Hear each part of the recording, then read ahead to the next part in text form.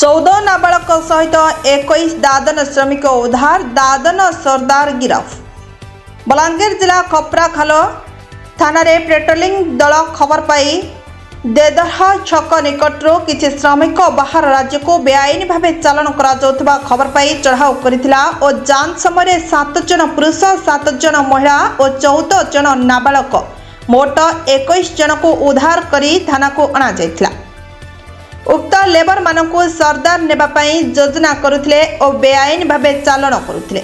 उद्धार होइतिबा श्रमिक मानक मध्यरु पाटणागढ़ थाना ओइलापाली गाँव बोली जना पड़िछि। श्रमिक मानकु निज गाँव रे पहुंचाइबा सूचना मिलिछि।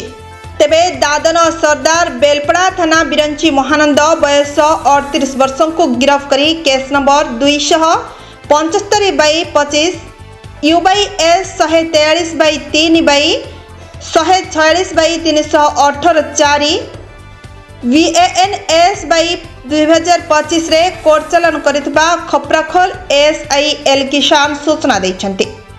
बलांगीरु ब्यूरो मुख्य विनय कुमार नंदक रिपोर्ट प्रतीक्षा न्यूज।